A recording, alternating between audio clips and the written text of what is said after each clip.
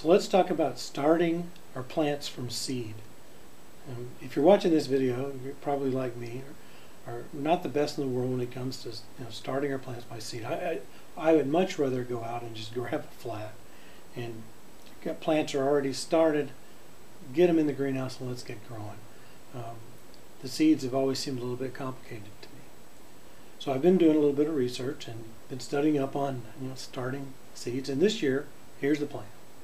We're going to start the seeds in a water-saturated, soil-free mix. And basically that means we want a moist environment for the seeds. And we're going to use something like rock wool or the core products or a hydroton, but we're not going to use dirt, no soil. We're going to wrap it. We're going to take our seeds and we're going to either wrap it with plastic wrap, which is very inexpensive, or we're going to use one of those little plastic tray tops, little dome covers for it. And we're going to use a seed mat and a little seed heating mat. It's basically like you'd have under a water bed, the old water beds where you just have a heater underneath it. It's flat and there's a thermostat. Set it. Most of the soil heating mats, they're very inexpensive, around 20-25 bucks, and they're going to keep it around 70 to 75 degrees. That's our start.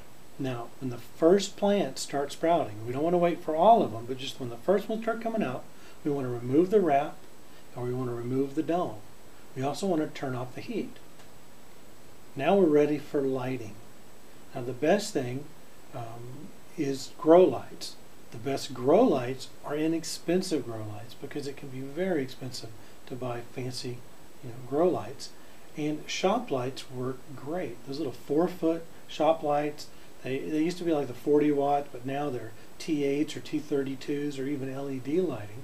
But you want bright lighting, and depending on how close you put it down, I mean you want it pretty close to the seeds. If you have a lot of light, say it's 4 bulbs, you might want to turn it off at night for 8 to 10 hours. But if you're not putting it quite so close or you don't have quite as much light, leave it on 24/7. Light is the key right now for that. Some other things that make it really work well is to use quality seeds, and we want to steal from aquaponics and use the fish emulsion liquid fertilizers.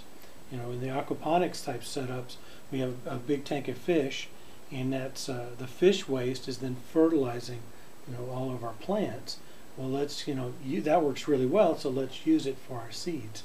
We also want to have a small fan with just a light breeze blowing over our seed starts as they start coming up. It's going to keep pests away, keep the aphids away. It's going to strengthen those suckers so that if you're planting them outside or even bringing them out to the greenhouse, they're going to be a little bit stronger.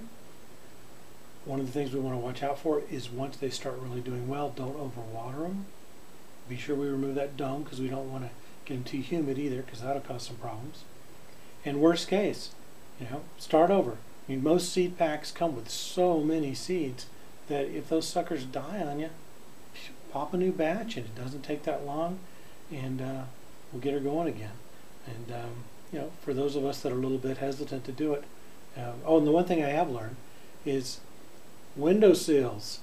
Just like put your seeds right there on the windowsill. That's evidently not a great idea because you get probably not enough sun even with south facing, or too intense a sun or not intense enough sun. It's hard to figure it out. So those shop lights work great and they're very inexpensive. You can get a whole kit at your local home Depot or Lowe's. They're very, very cheap. So let's set something up like that, and hey, good luck with your seeds.